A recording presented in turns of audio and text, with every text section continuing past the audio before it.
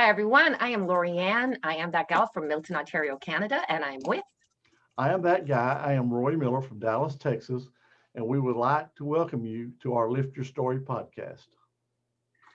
So, on this episode, we're very pleased to have Joanna Walden, and she is an author and transformation coach, and we're going to learn more about her. Thank you for being here, Joanna. Thank you so much for having me. Yeah. So, you're an author. Tell us about your book.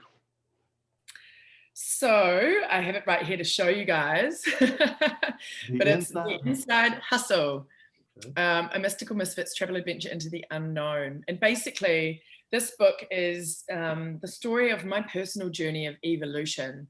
So I, was my background is ex-advertising in the corporate world for many, many years, and I wasn't really deeply fulfilled by that, even though I was very successful. I was climbing that corporate ladder, but I was just really searching for more of something that was going to be really more meaningful and purposeful in my life. And it literally sent me off on a journey of self-exploration and self-realization.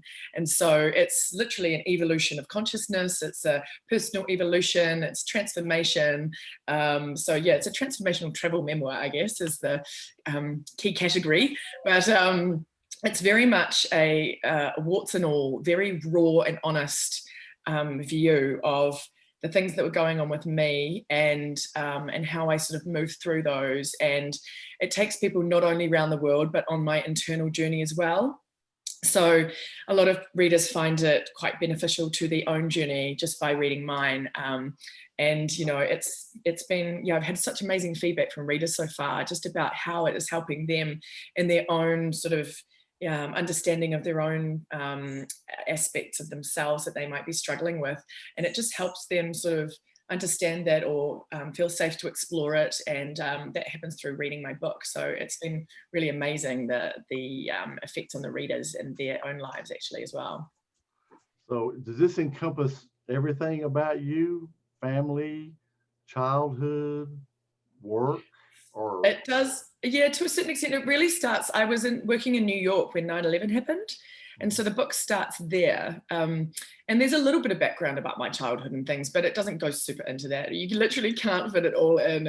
You have to really cherry pick what you focus on. So it focuses more for me from my mid-20s until about 40. So yeah, that's the sort of focus of my journey, and also that's when a lot of people struggle a little bit. So yeah, I mean, I think there's a lot of people in that same age bracket who sort of, you get to a point where they're really starting to question other things about their life and finding more meaning and purpose.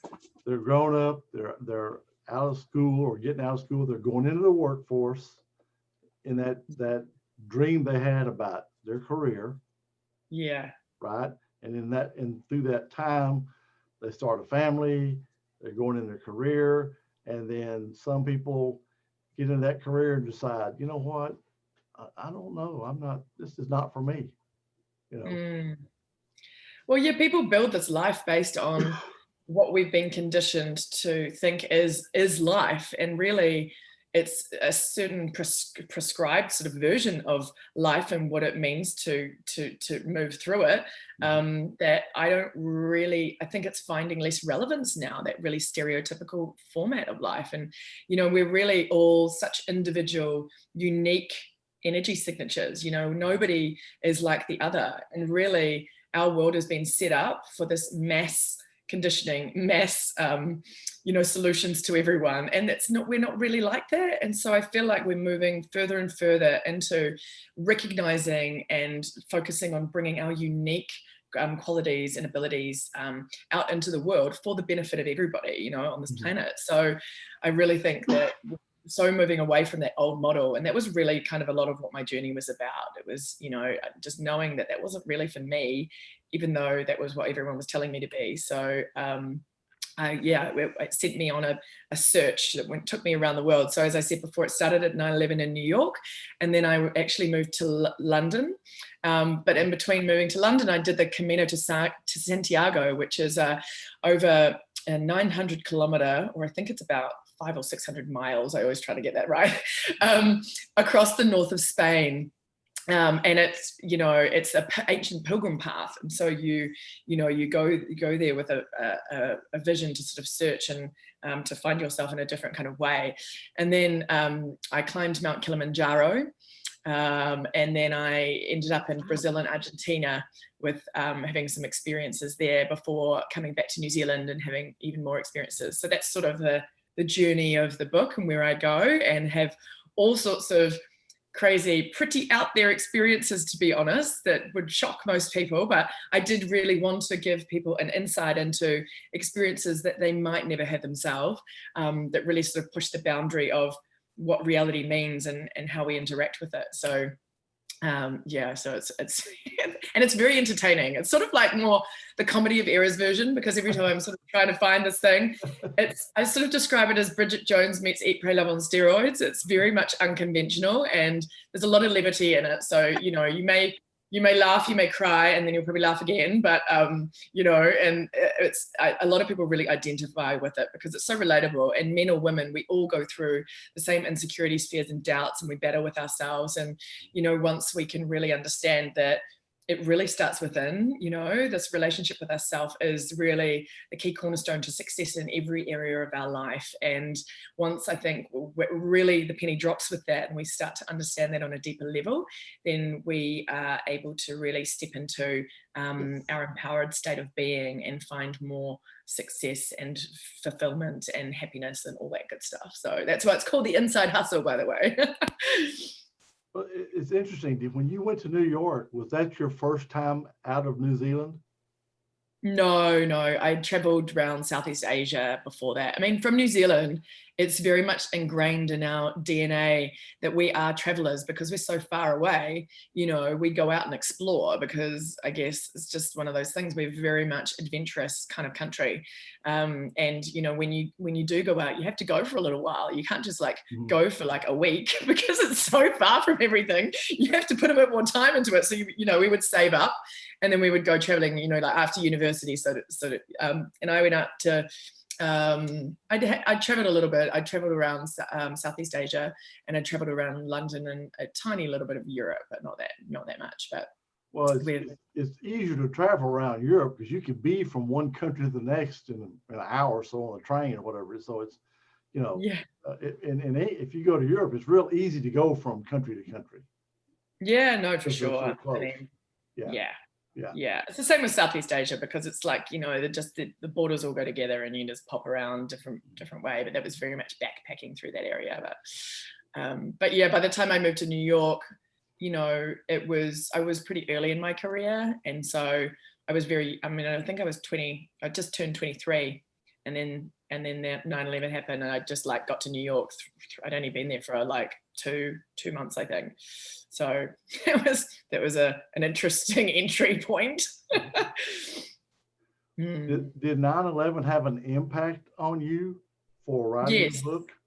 Yeah, so I had a pretty interesting experience where I wasn't really relating or interacting with the experience in the way that other people were around me. And it wasn't because I wasn't American, it was because I was understanding it from a more elevated level of consciousness about why this was happening and why we were all here and why I was experiencing it and what I was contributing, what energy I was contributing in that moment to that experience that I found myself in. And so it really, I had an access to a level of consciousness that was really crystal clear to me. And I didn't really understand why I was having a different experience at the time, but that sort of spurred me on a bit of a journey to find out more about it, because it felt like what I was really doing, climbing this corporate ladder, even though it was successful and it was creative and it was fun, but it just fell flat for me in regard to the fact that I knew that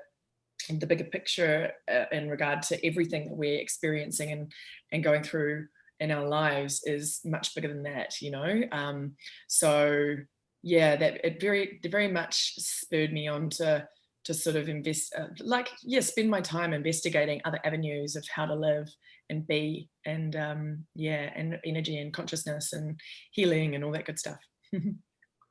So it kind of started you on your way to your purpose. Do you feel like that? Yeah, definitely. I mean, I think New York was part of me being on my way. You know, I was very much just exploring that corporate ladder a little bit, and then realizing that wasn't really for me. But you know, people get trapped by the money and the promotions and all of that stuff. But I sort of wasn't really that way inclined. I wasn't really there for the status of it or even the money. I was just sort of wanting to do something that I was deeply passionate about and that I felt fulfilled and on a deeper level, and that was going to be even more satisfying. And I have to say that when I wrote the book and started receiving the feedback from people reading it, having their own shifts and changes and own evolution through reading my story, was really that fulfillment I was searching for, you know, and being of service, I think, is really what it's about. And also in my work with clients as a transformation coach and energy mentor, I also find that deep fulfillment, because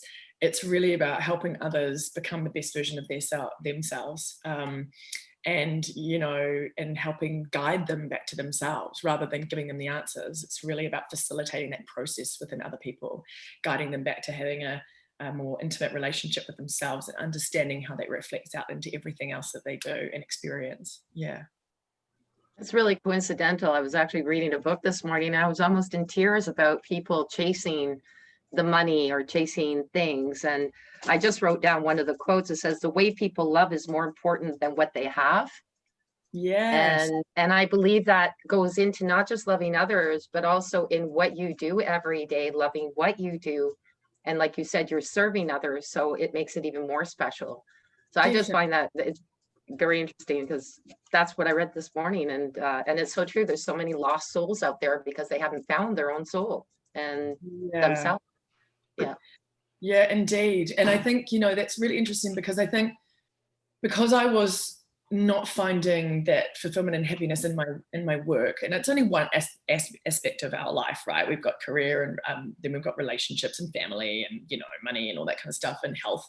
But I think because I was really just battling getting out of that corporate world of advertising and production and marketing, and I feel like that was really so impacting my thoughts and feelings and emotions that it was really affecting my body and what I was going through, although I didn't really understand that properly at the time. But it's such an important part. Like, if you're really not loving what you're doing and what you're putting out in the world and where you're at, it's so important to find a way to change that and just investigate other options, or ensure that you're getting something that you love and feel satisfied about in your downtime from your career, because otherwise it's just really can affect not only your health, but just your state of being in general, and who you are in the world to your family and friends and all that stuff. So it had a really major effect on me, for sure. I learned a lot about my mindset and how I was battling myself really in my own patterns and, you know, thoughts and limiting beliefs and things. Well, you know, I think here in the States, you know, we are really focused on, you know, the career, the money, moving up the ladder. I mean, I think more so than any other country. The American dream. It's just the way it is here. I mean, it's like you say, you grow up and it's just the next step, right? Yeah. But, you know, the older, well, let me say from my experience, and I've talked to a lot of people that feel the same way. You know, when you're young, you're trying to, you know, build your career, build your life, family, and all that. And well, you know, money is kind of important to you. Mm-hmm. When older you get, though, time is important more than money. Relationships are more important than money. You know, so yeah, definitely. You're making that transition, and you realize, you look back and you go, oh man, I shouldn't have worked all those hours. I shouldn't have spent that much time at work. I should have spent more time doing this. I should have went on this vacation. You know, I should have done, you know. So, you know, you're lucky that you discovered that at an early age. And I think what Lorianne was saying before about that love aspect of it, you know, it's really like the most important thing is what we're putting out into the world as well. You know, I really call people to have a think about what they're contributing, because when they're having a you know, road rage, for example, you know, in their daily life, that is putting out that aspect of, and it's not to say that we can't get anger and go through the field of different kinds of emotions at all, and that any are good or bad. They're just a natural part of our life. But if you're constantly in a state of, you know, being kind of a raging person or what have you, then that is literally contributing it to the collective and to all of our experience. And it's really important to understand that all of the way that we're showing up in the world has an impact on the whole, and to start to be more consciously human and have an awareness about that. And then, you know, think about how we might want to be treated ourselves and be ensuring that we're treating people the same way, and having patience and understanding and compassion for all our fellow humans and what everyone's going through, because it's not easy. It's not easy. This human experience it can be really challenging, and it's not all golden roses. Even when you're a transformation expert, you know, there's the ups and downs and the ebbs and flows, and it's the nature of our experience as we evolve. It's contrast, and without the contracted challenging parts, we would never have the amazing, beautiful, expanded highs, I guess. So, you know, knowing that we're really all going through this, and just having compassion for all of our fellow humans as we're going along this path, rather than sort of, you know, spitting out a lot of frustrated or antagonizing kind of emotions at people, you know. Yeah, definitely. Because I mean, I know for me personally, the older I got, the more I was transform myself into that. You know, that's not that big. If something would drive me nuts before, it's like, not a big deal. Who cares? Whatever. You know. So I get that. And you know, if you're working with people younger than you, and you know, you get those people, they get frustrated stuff, you kind of say, hey, look, it's no big deal. Don't get all wired up about this. It's not that big a deal. Be all right. Just, you know, and they're going, you know, oh no, I gotta go, gotta get that, gotta do, go, you know. Slow down, slow your roll there, buddy. Let's just take it easy. You know, so yeah, the mindset when you're 20 is a lot different than it is when you're 40. Yeah, definitely. You know, and it's just, you know, that awareness definitely grows. And I think I remember having a certain level of consciousness and awareness even when I was 20. It's just I wasn't really bringing it to the forefront, because I wasn't told that that was like the important thing, and everybody else is doing it differently. So I didn't really do that, but it's been there all along, you know.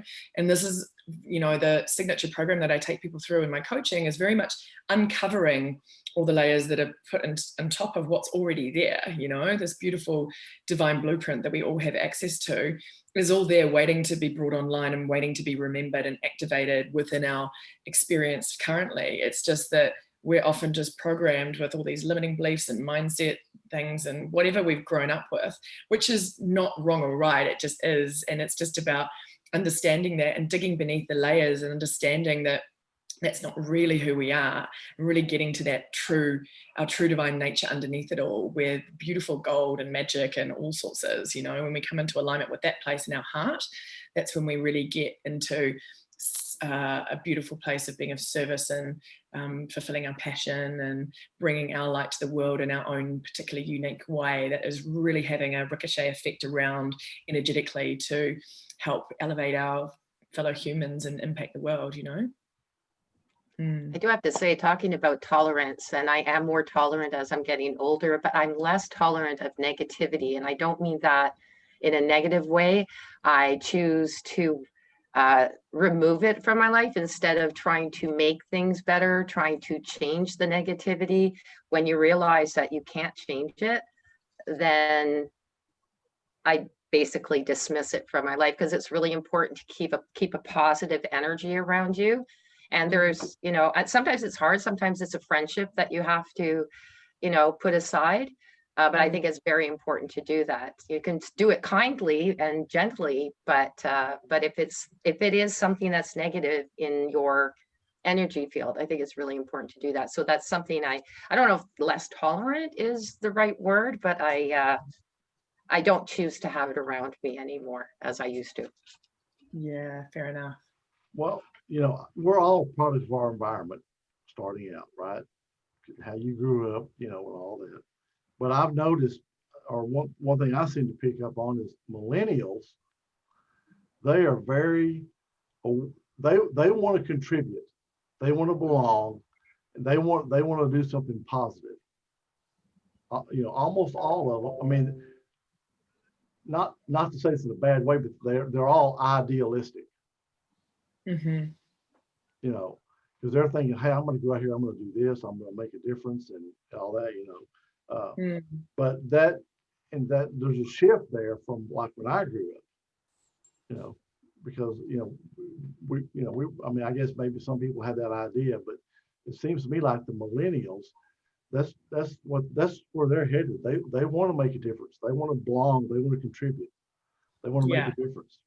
So yeah. Sure. I mean, it's definitely where the world's going. And I think we're really moving from a society that has had a more patriarchal, masculine setup, with the career and the money and all of that kind of stuff being the most important, to a more heart-centered society. yes. And it's very much us moving from the mind back into the heart. And really, I sort of believe that the mind is this beautiful technology that we've got, but it wasn't supposed to be in charge, making all the decisions all the time. It was supposed to be taking signals from our heart.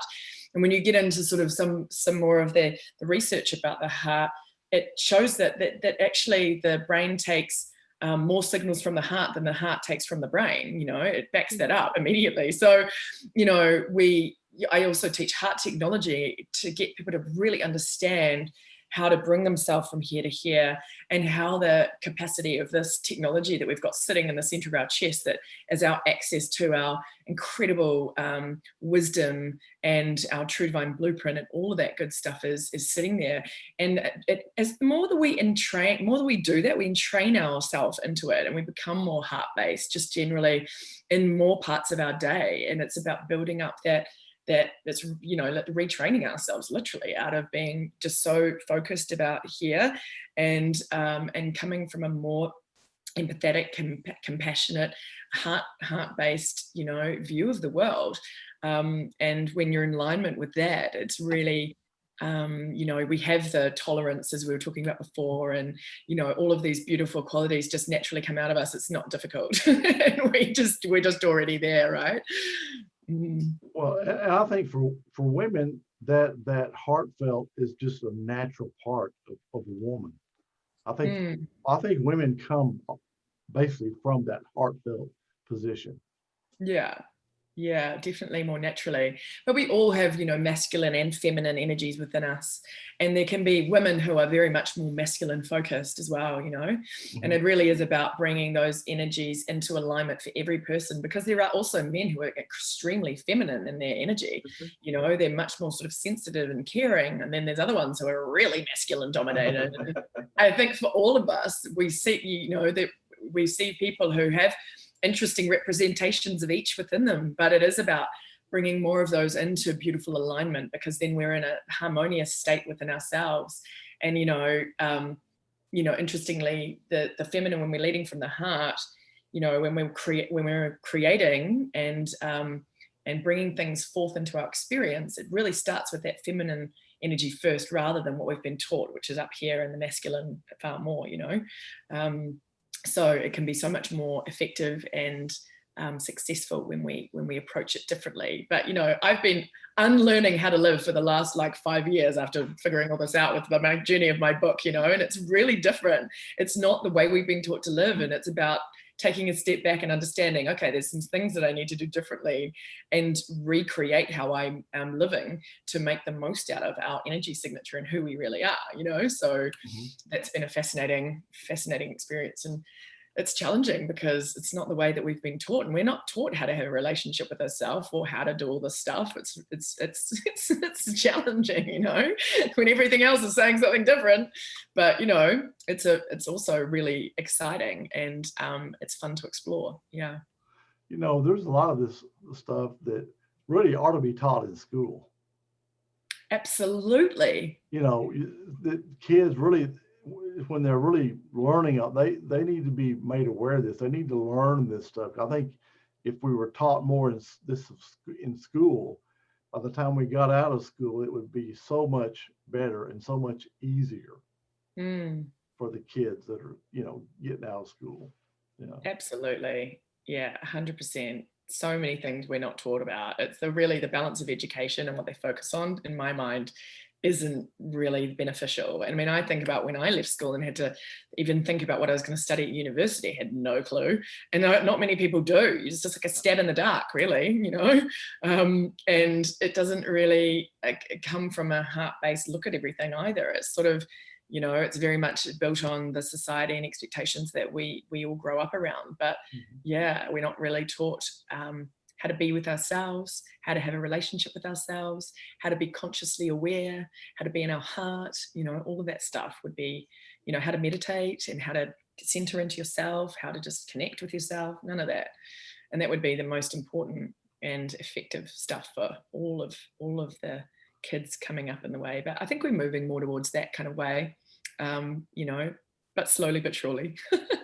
Well, it's difficult in school too, because you have, I mean, a lot of people, even to this day, they worry about their social status in the school. They worry about bullying. My daughter was bullied pretty badly. I was as well. She never even told me. I didn't know this. I would have been able to speak to her about it. And I know that they're trying to do things with bullying, but it's the matter of how do you get their mindset to say, you know, what they think of you should not matter about what you think of yourself, because as long as you've got the strength to believe in yourself, it won't matter what other people say. But it's very difficult. I mean, even me as an adult, I was, you know, if somebody was whispering, I would go over and go, what are they talking about me for? You know, like without even, and they might have been talking about something else. You just automatically assume. And I mean, I'm not that important that they would be talking about me. So why would I even think that? So yeah. Yeah. But, you know, yeah, that's down to our own fears and insecurities that we just sort of end up having, isn't it? And it's very much, you know, similarly, that journey that I took, I was searching outside of myself all the time, you know, for the answers. I was really, you know, here, there, and everywhere, but it was always outside of myself. And everything that I went and did, it was constantly pushing me back into myself, constantly back into myself. And that's really where all of the answers really do lie. It's just, you know, we're not really taught how to get in there and unpick it and figure it out. Like, so, but you know, it's very much not found outside yourself. That's for sure. Yeah, I saw a quote what it said, what people think of you is none of your business. Yeah. I mean, really. Very true. Very true. Yeah. I think that's pretty accurate, but. Yeah. Not easy to do though. And I think a lot of us suffer from that. I don't know if it's something that, you know, if it was taught in school, self-confident way of some form, relationships and such, and what's important and what's not important. It just may well help them when they come out. Yeah, reduce that social requirement in life. Well, yeah, I mean, I think our schools could need to be reconfigured to more the total person, not just the academics.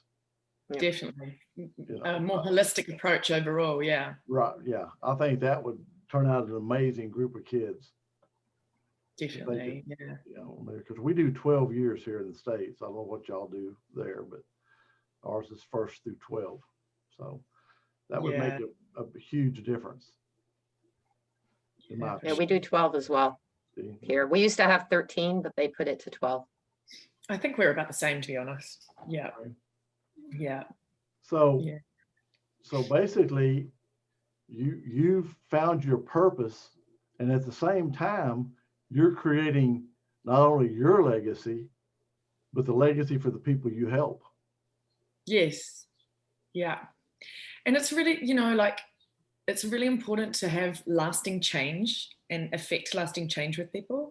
That's not just surface, that they're going to fall back into old patterns and old ways of being, you know. So I really ensure that when I take people through a process, that it's very holistic, as we were talking about before. It really gets into all different angles of their being, you know, emotional, mental, physical, you know, the spiritual as well, you know, the whole picture, because it's about all of it. It's not just about one of it. And, you know, I want to teach people how to understand their own energy and what's going on with themselves, and be able to give them tools to be able to do that, not have to rely on someone like me the whole time.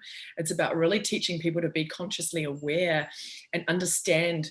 It's almost like, you know, when you're a detective and you're trying to find the clues to the case. It's like they're just looking at themselves in a different way and what's going on and what their reality is actually feeding them and how they are reacting to that.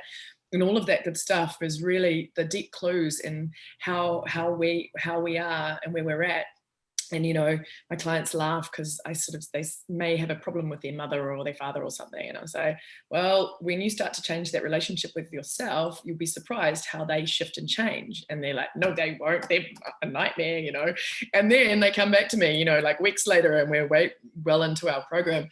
And they're like, oh my goodness, Jo, it's happened.